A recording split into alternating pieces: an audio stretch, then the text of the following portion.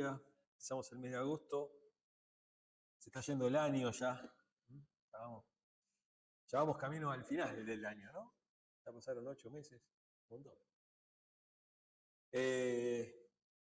Y nosotros seguimos acá en el Evangelio de Juan. El otro día, hablando con algunos pastores, les decía que hace, ya no sé, como 2 años que estamos predicando el Evangelio de Juan, o que estamos predicando el Evangelio puramente, y que lo tenía como una lectura diaria, el Evangelio, ¿no? Siempre leyendo y profundizando en el tema del Evangelio para...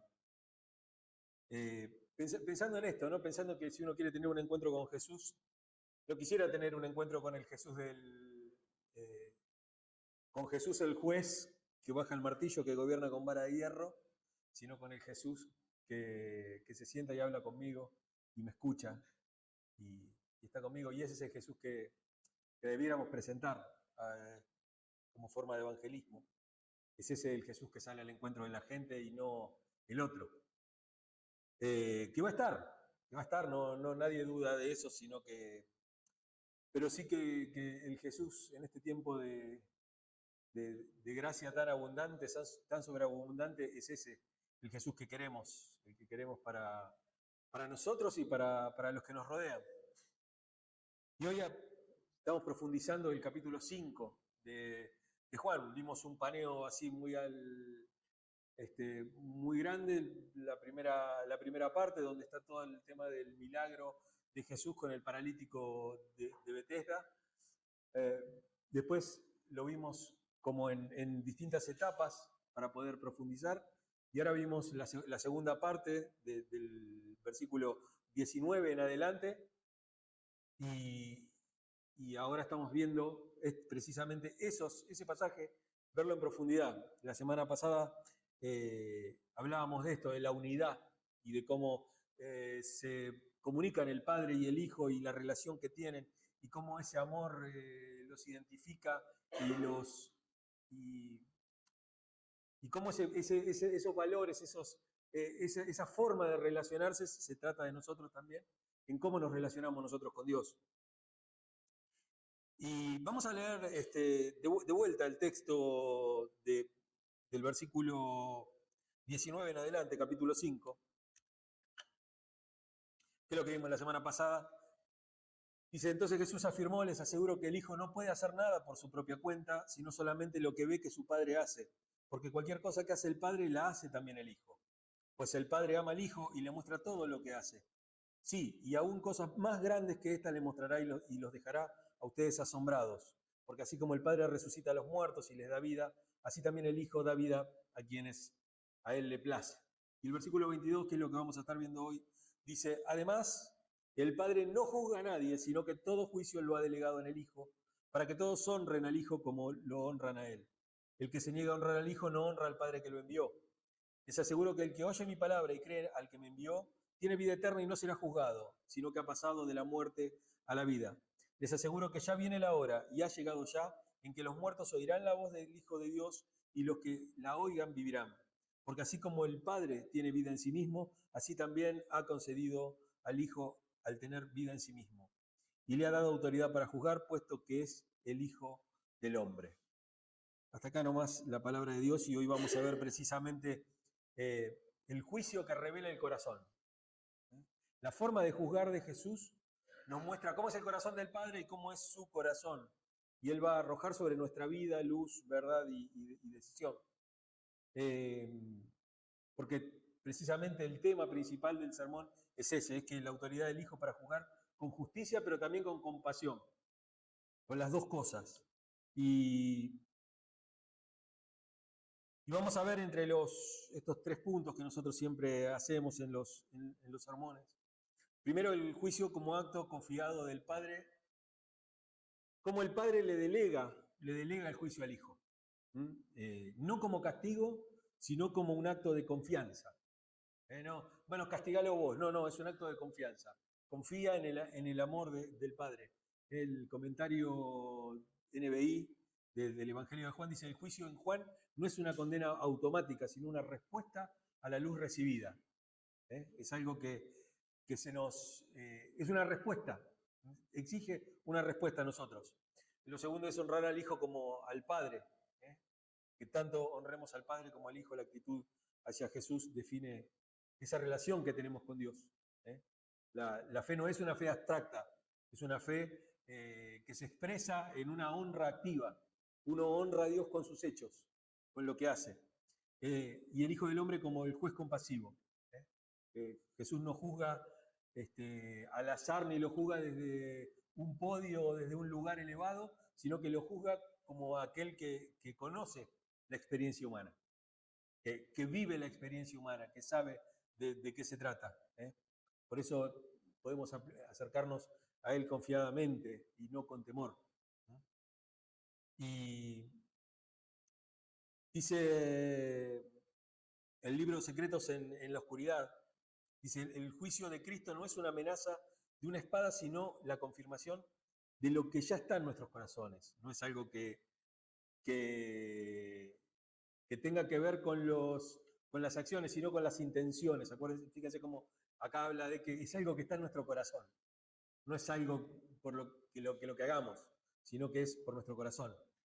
Vimos que hay muchas de las acciones que hacemos son producto más de la soberbia y en algunos casos de la soberbia y en otros casos del miedo, ¿no? Del temor, de eso que hablábamos la otra vez, ¿no? Que bueno, que entren asustados, pero que entren. A mí siempre me quedó esa frase porque para mí me parecía re inteligente la frase, y no es que no sea producto de la inteligencia como que el hermano era tonto, sino que era una frase hecha, que era una frase muy linda, a lo mejor, pero que tiene poco de realidad, porque si uno la mastica y si uno la pone en reflexión, uno se da cuenta que lo mal que está el tratar de entrar al cielo por miedo de no ir al infierno, ¿no? El elegir a Dios simplemente porque, y no, lo que pasa es que no me gustaría estar en el infierno, ¿no? Y nada más que eso. Es la última, de última, porque no me quedó otra, y bueno, ¿qué vamos a hacer? ¿Era esto o aquello? Me parecería una burla a la gracia. Una burla a la gracia. Y aparte que la gracia tampoco, que actúe de esa manera, parece poco... no, pero parece producto de la inteligencia de Dios. Parece más un acomodamiento de la teología y de la pastoral o de la clase sacerdotal, ¿no? De tratar de hacer eso. Vimos cómo a lo largo de los años muchas de los dogmas que tenemos son producto de este acomodamiento continuo de la clase sacerdotal o de una clase que quiere manejar a Dios continuamente. Y vamos a ver el primer punto, que es el juicio como acto confiado del Padre. Acto confiado del Padre. El Padre en confianza le da todo el juicio al Hijo. Por eso dice el primer texto acá, 5:22. Además, el Padre no juzga a nadie, sino que todo juicio lo ha delegado al Hijo. El juicio no es el castigo, es una responsabilidad de Jesús relacional, en su relación con el Padre. Cada uno, padres e hijos, tenemos obligaciones, derechos, ¿no es cierto? A dejar de hacer ciertas cosas. Y a medida que va pasando el tiempo también va cambiando, pero en una relación eterna como es la de Jesús y la de Dios Padre, está totalmente establecido. Y está establecido en esto, en que Jesús no juzga a nadie por iniciativa propia. No lo hace. Sí. No lo hace por iniciativa, sino porque el Padre le confía esa tarea. El Padre ha delegado en el Hijo toda la tarea de juzgar. De juzgar. Tal vez por esto que veíamos en la introducción, ¿no? Veíamos que no es un juez que juzga desde una posición de comodidad, sino es desde alguien que vivió la vida y no la vivió en un palacio, sino que la vivió digamos, en la parte más baja de la condición humana. En la parte más baja, ahí en el llano. No lo hace desde arriba, no lo hace desde ese lugar. Por eso vemos que podemos pensar que el juicio nace del amor, no nace del deseo de condenar, sino desde el amor que se ha otorgado, desde el amor que Jesús nos dio, desde ahí Él está juzgando. Porque Jesús lo hace desde una compasión, pero una compasión encarnada. No de una compasión simplemente porque alguien es compasivo, porque alguien es bueno solamente, sino de algo que se experimentó. Él experimentó. Todo lo que Él va a juzgar, Él lo experimenta. Y sabe cuáles son las reacciones de las personas ante ciertas cosas de la vida. Que la vida es eso, que la vida es un mar de lágrimas. Tiene esa característica la vida. La vida no dice, el salmista no dice, me conducirás por el medio del valle de flores, en donde el sol brilla con... No, aunque ande en valle de sombra y de muerte, ¿no? Me llevarás por... No, son como, fíjense que incluso en otros salmos, cuando habla de en pastos delicados, en aguas de reposo. Son lugares donde se reposa. Acuérdense esto, acuérdense de dónde viene el salmista y desde dónde él nos habla y desde dónde él puede crear poesía o puede contarnos una historia. No te la va a contar desde Máximo Paz o desde Cava la historia. No desde el Distrito Federal. No desde Jerusalén, viviendo en Jerusalén. ¿Te la cuenta en dónde? Te la cuenta en un lugar donde es un desierto, donde para ir de un lugar a otro las distancias son enormes, en donde no hay nada en el medio, en donde todo el trayecto, el camino es peligro, y donde hay pequeños parajes, donde hay un poco de agua, donde hay un poco como dice, ¿no? En pastos delicados, en lugares donde... Porque recuerden eso, recuerden que el salmista ahí está hablando de un pastor, ¿no? Jehová es mi pastor, nada me faltará, ¿no? Esas cosas de decir, me ayuda, Él es mi apoyo en esos trayectos que son tan malos. Entonces, el agua de reposo, en los pastos delicados, no es lo que está en todo el camino. Es lo que hay pequeños lugares nada más. Y desde ahí habla. No habla desde la comodidad de uno, y digo de uno, que es de una clase baja y que sin embargo tenemos la bendición de abrir la canilla que salga agua. Uno a veces no lo toma en cuenta, Jorge siempre habla de esto. Dice, uno abre y tiene agua. Abrí la canilla y tenés agua. Es mucho, es mucho. Y sobre todo si se lo contáramos al salmista, ¿viste? ¿Qué sé yo? Habla de pasto delicado y agua de reposo, y nosotros tenemos agua todo el día, agua corriente. Para nosotros esos pozos delicados serían las vacaciones ya, ¿viste? Directamente. Vamos a un oasis de vacaciones, vamos al agua, nos metemos. El tipo aprovechaba a lavar la ropa, a bañarse, a darle de tomar agua a los animales, a darles de comer, a descansar un poco, porque después había que seguir con la faena, y la faena no era precisamente agua de reposo, era otra cosa. Entonces, Jesús desde ahí es donde juzga, desde esa compasión encarnada. Él conoce la humanidad desde dentro de la humanidad.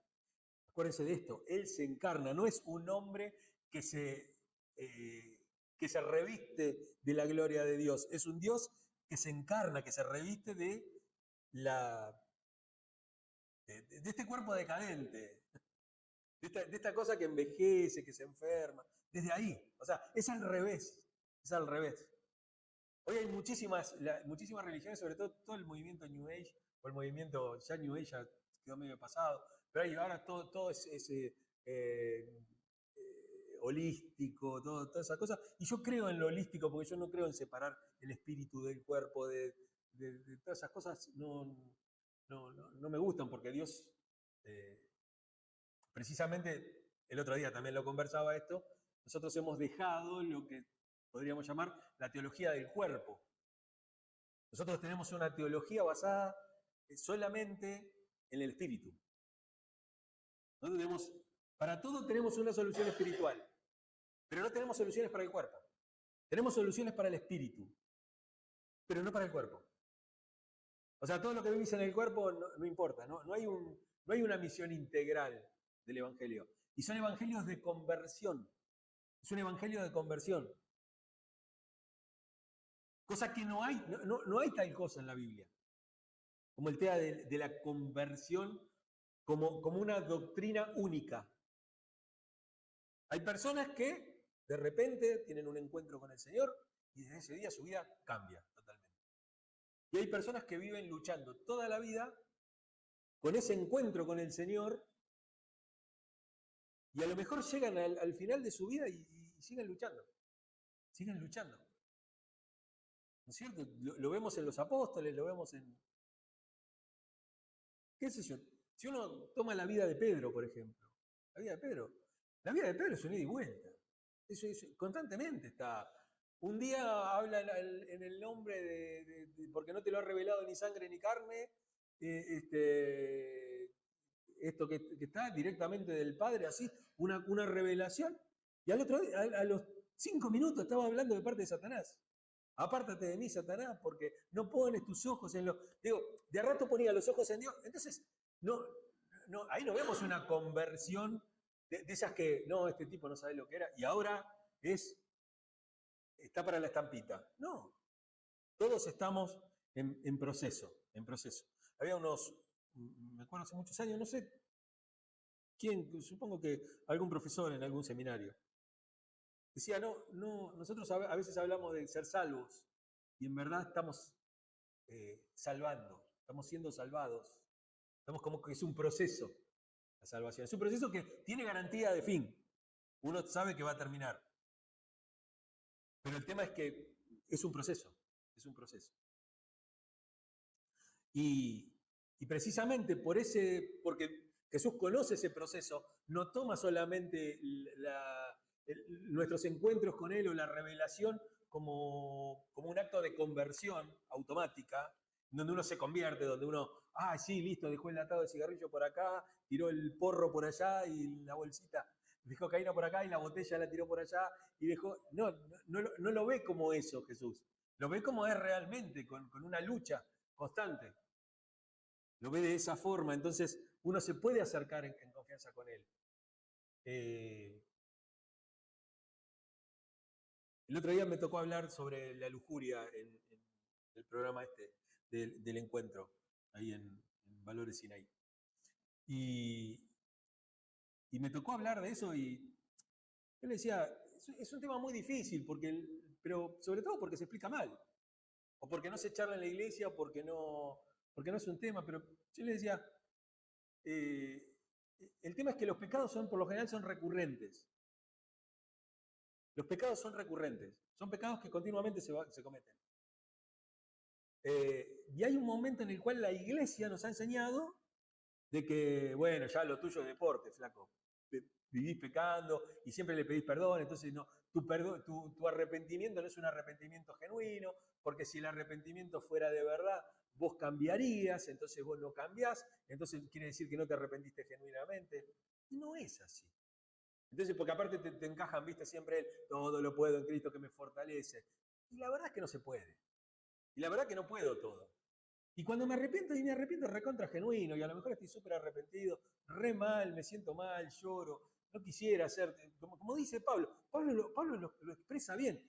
¿Por qué agarramos el que la mujer tiene que callar en la congregación de Pablo y lo ponemos como algo que Pablo dijo y que hay que decirlo porque Pablo lo decía? Entonces ahora la mujer no puede enseñar en la congregación, no puede estar atrás de un púlpito, no puede ser pastor, no puede hacer nada. Entonces, no, pero Pablo lo dijo, entonces hay que hacerle caso a Pablo, ¿no? Pablo es palabra santa.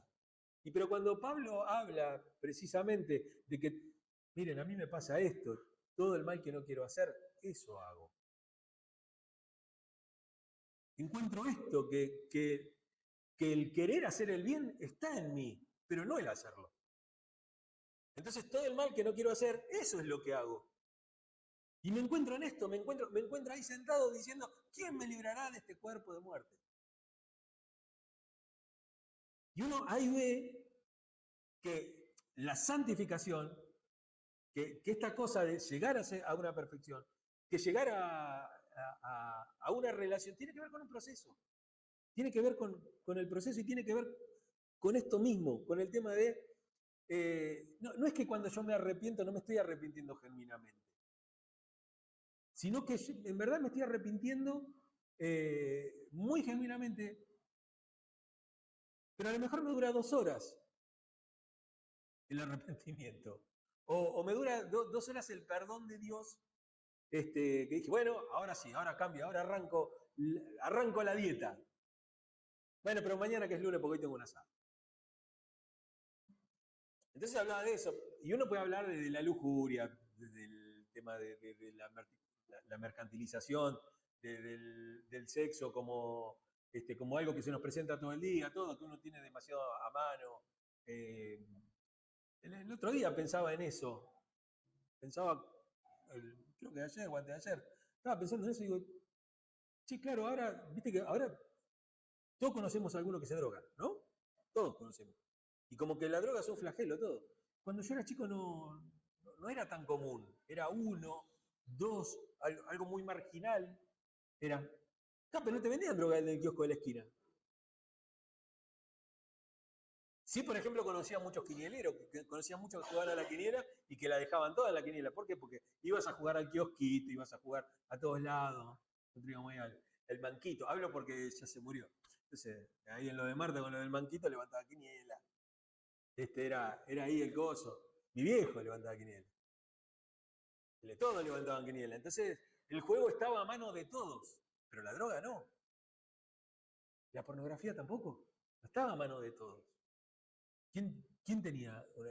Si querías ver una pollera, tenía que ver una sota de basto tenía que mirar. Claro. No había, nadie tenía una red. No es que agarrar. Ahora la pornografía la tenés en el teléfono. Y los pibes están todo el día con el teléfono.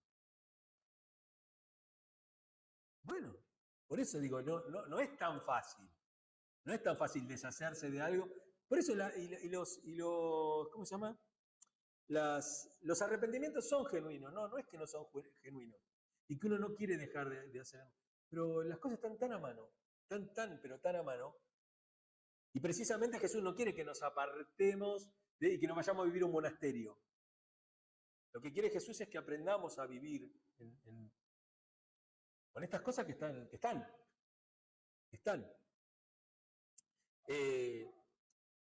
Porque en definitiva, lo que el juicio revela es lo que ya está en el corazón.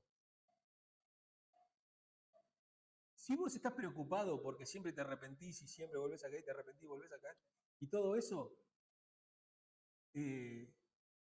no es para aplaudir, digamos. No es para aplaudir el caer constantemente. Pero el que vayas constantemente a la gracia de Dios a refugiarte, sí es para aplaudir. Al tipo que no le importa nada, o al que se cree justo, ese es el peligroso. Ese es el que está lejos de la gracia de Dios. No el que está constantemente pidiendo. Recuerdo el texto de Jesús, ¿no? Jesús hablando de que 2 personas subieron y uno de ellos era un publicano, pecador, y ese se golpeaba el pecho y no quería levantar los ojos, no se animaba a levantar la mirada. Y lo único que decía, se golpeaba el pecho y decía, Señor, séme propicio.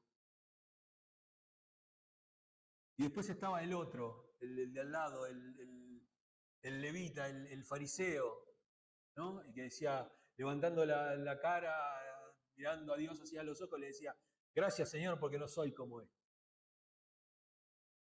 Y Jesús hace esa pregunta, y nos hace esa pregunta. ¿Quién de los dos le parece que bajó justificado? Él no dijo quién salió justificado, pero creo que estaba claro, ¿no? Y por eso pensamos, ¿qué hacemos con la verdad que ya conocemos? ¿Qué hacemos con estos encuentros con Jesús? Y precisamente en el comentario bíblico, con aplicación de la NBI, que escribió Gary Burg, dice lo mismo que habíamos visto recién, pero se agrega un pedacito más acá. El juicio en Juan no es una amenaza, sino una respuesta a la revelación. Es el momento en que la luz muestra lo que hay en nosotros. Es un verte en el espejo, pero bien iluminado de todos lados.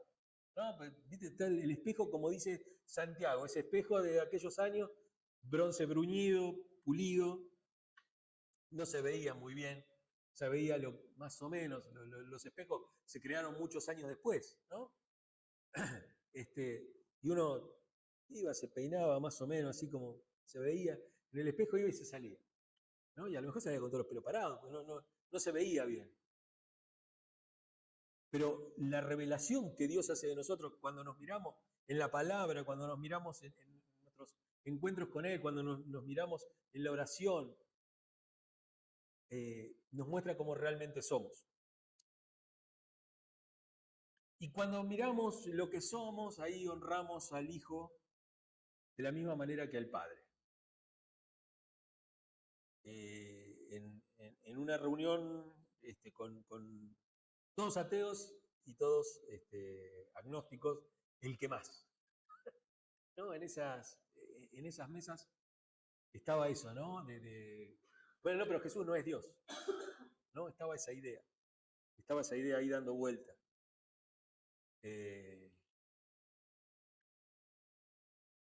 Por lo que hablamos siempre, porque parece que Jesús es poco para ser Dios. Porque cómo Dios se va a encarnar, cómo Dios se va a hacer cargo de los pecados de los demás. ¿Qué tipo de Dios es ese? ¿Qué tipo? Digo yo, ¿qué tipo de dioses son los otros? Que algunos siendo dioses creadores, ¿no? En la concepción humana, por lo menos, ¿no? Les moleste su creación. Les moleste su propia creación. Debe ser un Dios, ahí es medio como el de Miurgo, ¿no? Que es ese Dios que no es el Dios auténtico, que no es el Dios el que está más arriba de todo. Es un Dios que está más abajo y como que está lleno de imperfecciones. Entonces el mundo que crea es una porquería. Es muy parecido a él. Entonces no es igual que el Dios auténtico, no es igual que el Logos. Esa es la idea de los dioses griegos, ¿no? Esos dioses, hay un Dios muy lejano que está allá en un lugar inaccesible y todo, y después hay varios dioses, varias capas de dioses, eones por abajo, donde hay uno que se le ocurrió crear un mundo y creó esto. Le salió como le sale la figura de papá al nene que está en el jardín de infantes y que te trae un cenicero de regalo. Cuando éramos chicos no estaba tan mal visto fumar como ahora. Nosotros en la escuela hacíamos ceniceros para papá. ¿Eh? No, con crealina. Con crealina lo hacíamos. Y era una porquería. Ese papá lo tenía ahí, lo pintábamos. Era un asco, era una porquería. Pero bueno, eso era. Entonces uno, no sé qué tan orgulloso uno puede estar de esa obra. Pero digo, en este Dios que muchos no creen, es un Dios que crea una obra, que hace hombres a imagen y semejanza de Él, que está orgulloso de su obra, y que por lo tanto la vive sosteniendo. La vive sosteniendo, la vive arreglando, le vive poniendo cosas nuevas y pone nuevas oportunidades, porque cree en su obra.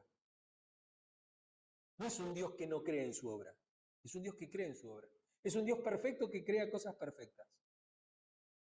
Perfectas y perfeccionables. Continuamente Él viene trabajando con eso. Y versículo 23, ¿no? Para que todos honren al Hijo como honran al Padre. El que no honra al Hijo, no honra al Padre que lo envió. Como nosotros nos relacionamos con el Hijo, es como nosotros nos relacionamos con el Padre. No, yo con Jesús no hablo, porque con segundones yo no hablo. Uno piensa de esa manera. O puede pensar de otra manera también, que es, bueno, yo hablo con la Virgen porque como es mamá, ella me va a entender. No, pero lo que pasa es que una madre es más y nunca contemplan la idea de que Dios no tiene sexo, de que Dios no es ni hombre ni mujer, de que hay imágenes en la Biblia de Dios como una gallina, ¿no es cierto? Pero no como una gallina porque, ay no, porque Dios es una gallina, vamos a poner una estatua de una gallina y la vamos a adorar, sino que dice, ¿cuántas veces quise Israel tenerte bajo mis alas como la gallina a sus polluelos? Y después habla de una mamá que amamanta y se compara con eso Dios. Y dice, ¿cómo puede una madre olvidarse del hijo de sus entrañas, aquel que tuvo en sus brazos, que tuvo en su seno, que tuvo... Aún así, ella puede olvidar, pero yo no te voy a olvidar. Se compara con esa madre, ¿no? Entonces, ¿está la imagen femenina de Dios? Sí, claro que está la imagen femenina de Dios. No necesitaríamos nada, no necesitamos que, precisamente, pero como la palabra de Dios supuestamente es masculina, bueno, y más ahora en estas épocas de los, les y todo ese tipo de cosas, de tratar de cambiar el lenguaje, ¿no? Como si eso fuera alguna parte, como si el lenguaje nos llevara a algún lado, ¿no? Los hechos son los que tienen que cambiar, no las palabras.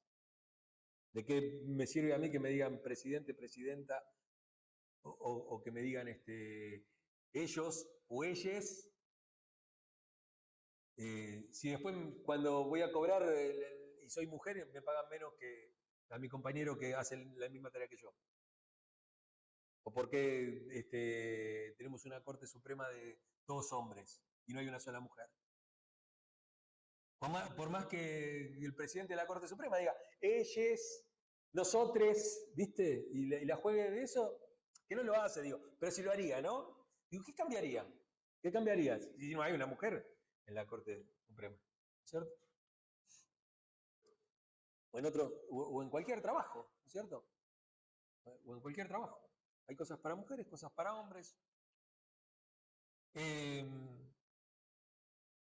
Y pensaba en eso, ¿no? Pensaba en ese Dios tan grande, tan...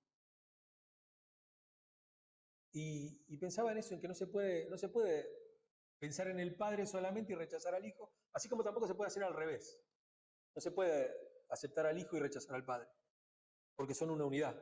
Son, a pesar de ser trinitarios, uno es monoteísta, ¿no es cierto? No cree que Dios, Espíritu Santo y el LED son todas distintas personas, son distintos dioses. Uno cree en una unidad. Entonces, si uno acepta a uno, por eso nuestra devoción a Jesús es el termómetro de la espiritualidad. ¿Por qué? Porque Dios tiene cierta lejanía, Dios. ¿Por qué? Porque dejó esa cercanía en manos del Hijo, como dejó el juicio en la mano del Hijo. Dice, bueno, vos ya que los conoces tanto, que viviste todo con ellos, júgalo vos, hacelo vos. Dejá, yo me encargo de la creación, yo me encargo de... Son cosas muy relacionales y que uno tampoco tiene una explicación tan lógica. Esto es como cuando a veces se compara la economía mundial o alguna macroeconomía, se compara con cómo manejas vos las cuentas en tu casa. No te va a dar nunca así, ¿cierto? No. Y esto es lo mismo. Uno trata a veces de explicarlo simple y a veces lo simplifica demasiado. Y honrar más que admirar. Una cosa es admirar a Jesús y otra cosa es honrarlo. ¿Por qué? Porque honrarlo implica algo que es obediencia, obedecer, obedecer. Jesús no busca aplausos, a él no le interesa que lo aplaudan por lo que él hizo. A él le interesa que lo obedezcan. Honrarlo significa vivir bajo el señorío de Cristo. A él no le interesa el reconocimiento de lo que él hizo, porque lo que él hizo lo hizo y él está satisfecho en sí mismo, no necesita la aprobación de alguien. Jesús no es un Dios que necesite ni está en Isaías, Jesús lo vuelve a decir todo, no quiero sacrificio, no quiero nada, no me interesa nada de todas esas cosas. No me interesa. Por eso tampoco es válido cuando dentro de la iglesia lo honramos de palabra, lo honramos en este sentido de que no sabes cómo alabamos, nos tiramos en el piso y lloramos, nos derramamos delante del Señor porque Él merece toda nuestra gloria, toda nuestra honra, y después vas y no haces absolutamente nada de todo lo que dijiste, y eso le provoca asco a Dios. Eso le provoca asco, ¿no? Y ahí es cuando dice, no fuiste ni tibio ni caliente.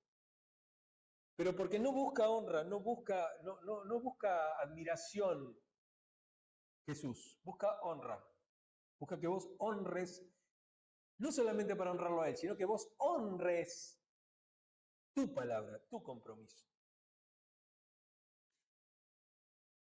Y nos lleva a preguntarnos si realmente nuestra vida honra a Jesús o solamente lo menciona. Porque lo que se busca es una honra activa, una honra que activa la comunión con el Padre. Quien honra al Hijo entra en comunión con Dios. La fe en Cristo abre la puerta a la vida eterna. La honra no es un ritual. Venimos hablando de ritos, ¿no? Todo este tiempo. No son ritos, es relación. Y dice Dick Carson en el Evangelio de Juan, sería. Dice, honrar a Cristo no es una opción devocional, es la única forma de conocer al Dios verdadero. Honrar a Cristo es la única forma de conocer al Dios verdadero. Uno no puede ir directamente a Dios, no, porque Dios es tan grave. No, si vos no lográs honrar lo que Dios hizo a través de Jesucristo, no puedes acceder al Dios verdadero. Y el último punto es el Hijo del Hombre como juez compasivo. Versículo 27, y le ha dado autoridad para juzgar, puesto que es el Hijo del Hombre. Le dio autoridad.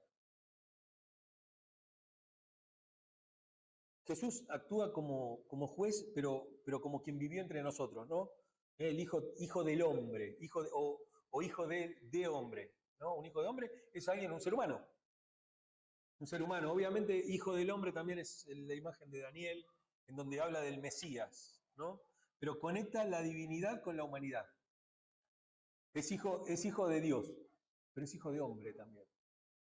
Hay una parte, y en eso sí estamos de acuerdo con los católicos con respecto a María. Ella aportó la parte humana. Aportó la parte humana de Jesús.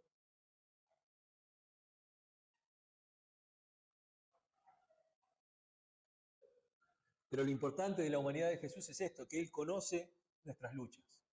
Nuestras luchas. Por eso el juicio de Él no es distante, no es un juicio distante, es un juicio empático. Es un juicio tratando de ponerse en nuestro lugar. Él se pone en nuestro lugar. Y tampoco la autoridad es impuesta, no es una autoridad impuesta, no es algo porque yo lo digo, sino que es reconocida. Jesús no se impone, no se impone. La vida de Jesús, la obra, la resurrección de Cristo, son las que se imponen. Son las que nos dicen, te juzgo porque yo lo viví.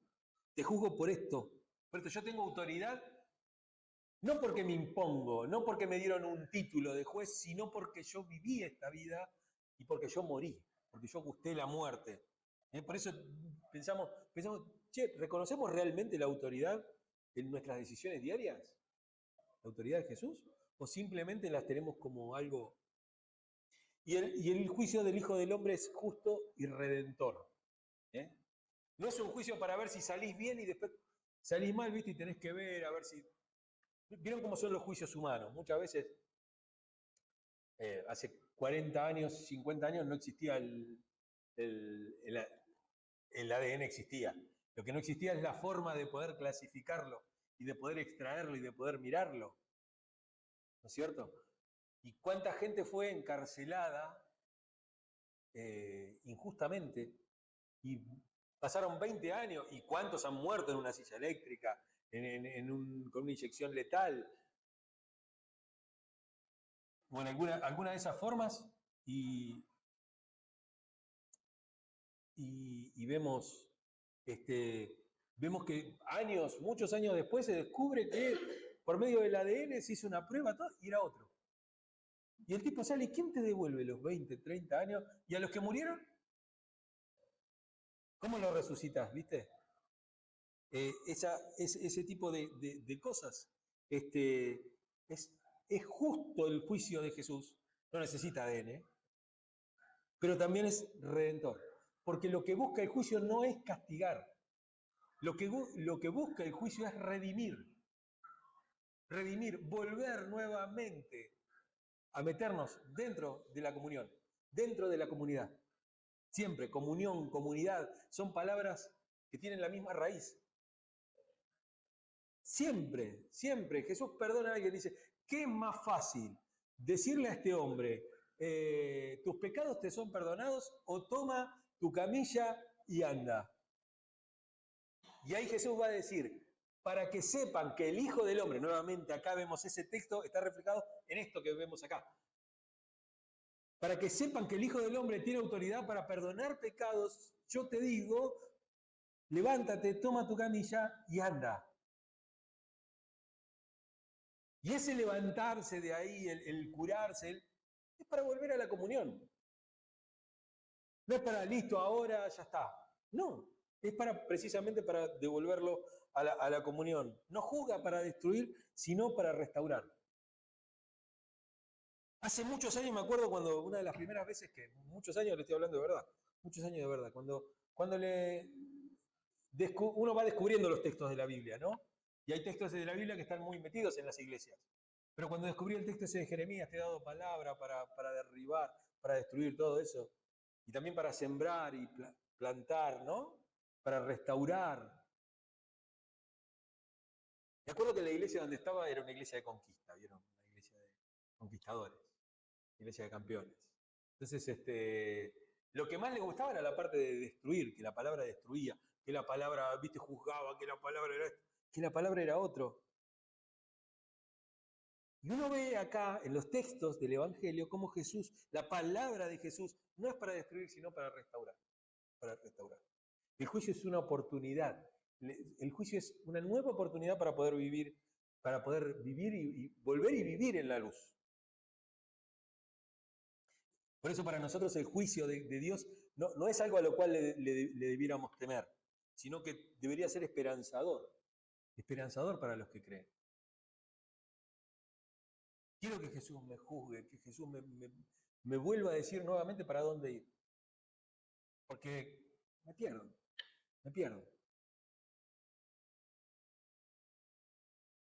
Timothy Keller dice en Jesús el Rey, el Hijo del Hombre juzga con la sabiduría del cielo y la compasión de la tierra. Nadie está más calificado para discernir el corazón. Con las dos cosas. Con lo que él conoce del Padre, con lo que él conoce del cielo, por haber vivido ahí siempre, y por lo que él vivió en la tierra. Él puede. ¿Y qué nos pasa a nosotros con la palabra? ¿Qué nos pasa a nosotros con los textos bíblicos? ¿Qué nos pasa a nosotros en estos encuentros con Jesús? ¿Vivimos como quienes serán juzgados por el Hijo que nos ama? ¿O uno lo vive con expectación de fuego y de muerte, de destrucción, de aniquilamiento? ¿O pensamos realmente que el juicio no es una condena automática, sino que es una respuesta a la luz? Una respuesta a la luz. Por eso tenemos que vivir con integridad y con esperanza. ¿Honramos al Hijo como al Padre? ¿Realmente le damos la honra que tiene? ¿Y lo honramos por medio de nuestras acciones? Porque nuestra fe no puede ser parcial. No puede haber parcialidad.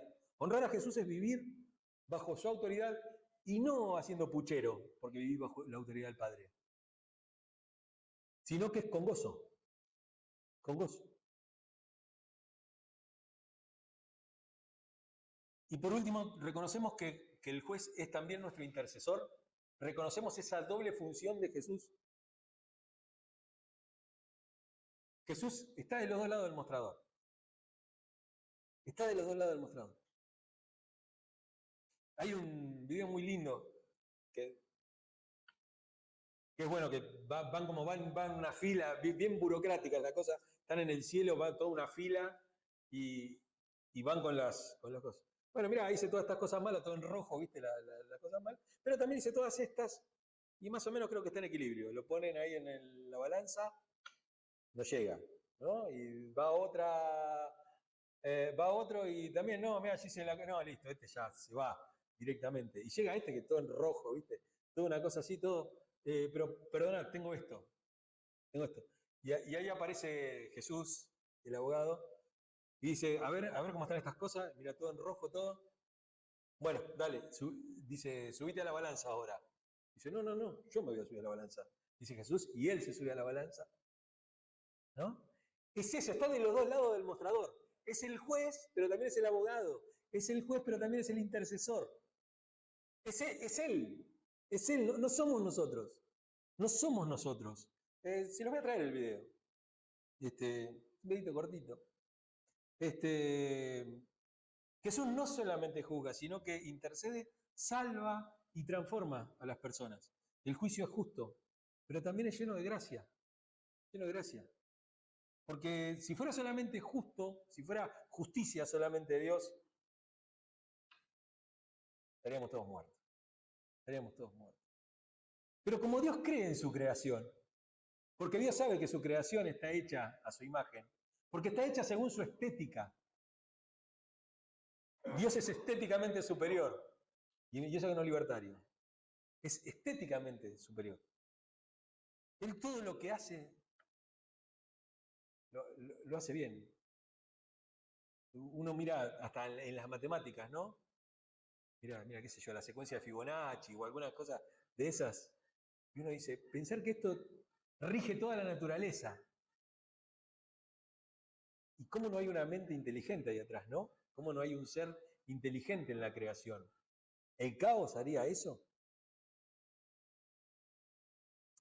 Dice Wright en el Jesús y el triunfo de Dios, el juicio de Dios no es una amenaza, sino una invitación a vivir bajo su luz. Tenemos que vivir bajo la luz de Jesús. Amén.